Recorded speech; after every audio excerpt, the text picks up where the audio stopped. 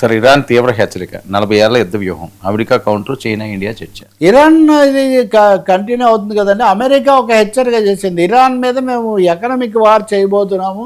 మనం మొన్న మాట్లాడడం, వాళ్ళే 40 లక్షల కోట్ల డాలర్ల అప్పులో ఉన్నారు, వాళ్ళు ఏం చేయగలిగారు. కానీ వాళ్ళు తమ నుంచి బయటపడడానికి ప్రపంచాన్ని సంక్షోభంలో నెట్టాలని ఇరాన్ మీద మా ఎకనామిక్ వార్కు కలిసి రాని వాళ్ళు ఎవరినైనా మేము ఉపేక్షించలేదు, వాళ్ళ మీద చర్య తీసుకుంటామని ట్రంప్ ఒక ప్రకటన చేశాడు. ఇరాన్ ఇంకా గట్టి ప్రకటన చేసింది, ఎవరైనా అమెరికా ప్రకటించే ఆర్థిక యుద్ధానికి గనక వంత పాడితే మేము వాళ్ళని శత్రువులుగా పరిగణిస్తాము, ఏమాత్రం కూడా ఉపేక్షించకూడదు అని. ఈ సమయంలో అంతర్జాతీయ యుద్ధ నీతి నిపుణులు వాళ్ళ అధ్యయనాల్లో చెప్పేది ఏమంటే, ఇరాక్ అనేది 40 ఏళ్ల యుద్ధానికి సిద్ధమైంది. 40 ఏళ్ల యుద్ధానికి సరిపడా వాళ్ళు సన్నాహాలు చేసుకొని ఉన్నారు, వాళ్ళు వీటిని తట్టుకోగలుగుతారు. ఈ క్రమంలో అమెరికానే చాలా సమస్యలు ఎదుర్కొంటుంది, అమెరికా సమస్యలను ప్రపంచం మీద రుద్దుతుంది. కాబట్టి ఇరాన్ యుద్ధం అలా అలా అది విస్తరించి ప్రపంచానికే ఉపద్రవంగా పరిణమిస్తుంది అని ఒక తీవ్రమైన హెచ్చరిక చేస్తున్నారు. ఇరాన్ అధ్యక్షుడు పెజెష్కిన్ ఒకవైపు, వాళ్ళ రక్షణ మంత్రి అర్గాచి మరొక వైపు 2 భిన్నమైన ప్రకటనలు చేశారు.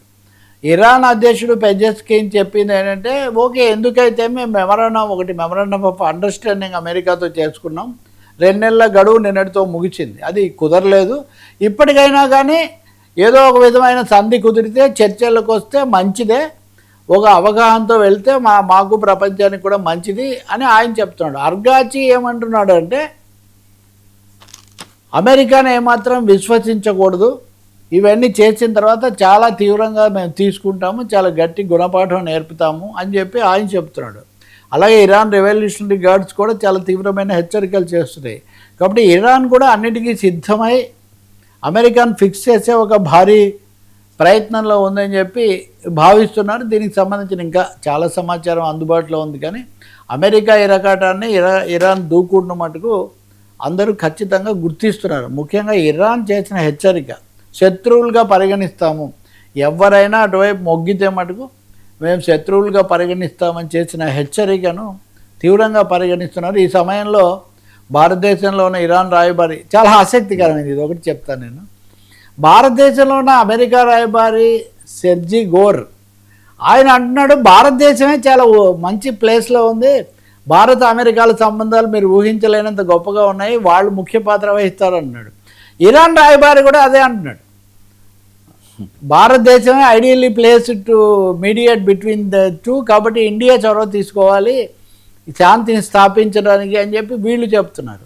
ఇండియా కూడా దీన్ని గుర్తించబట్టే మన అజిత్ దోవల్ ఈరోజే చైనా వెళ్తున్నాడు. ఆయన సెప్టెంబర్లో షీ జింగ్పింగ్ ఇండియాకు వస్తారు, బ్రిక్స్ దానికోసం ముందే చైనాకు వెళ్ళి దోవల్ సంప్రదింపులు జరుపుతున్నారు. అంటే ఇండియా చైనా దగ్గర కావడానికి, తద్వారా ప్రపంచంలో ఒక కొత్త ఈ బలాబలాల్లో కొంత సమతుల్యత తేవడానికి ఈ దేశాలు దోహదపడతాయి. ఈ ఇద్దరికి ఇరాన్తో మంచి సంబంధాలు ఉన్నాయి. కాబట్టి ఈ థర్డ్ యాక్సెస్ ఏమన్నా ఇక్కడ పనిచేస్తుందా అని ప్రపంచం కొంచెం ఆశగా ఎదురు చూస్తుంది. మూడవది, ఇరాన్ చైనా ఇండియా దగ్గర అయితే కనీసం సరిహద్దు వివాదాలు ఎలా ఉన్నా మిగతా విషయాల్లో అయినా చైనా ఇండియా కొంత దగ్గర అయితే కొంత సమతుల్యత, బ్యాలెన్స్ వస్తుంది ప్రపంచానికి అనే అభిప్రాయం కూడా ఉంది. Whether that happens or not.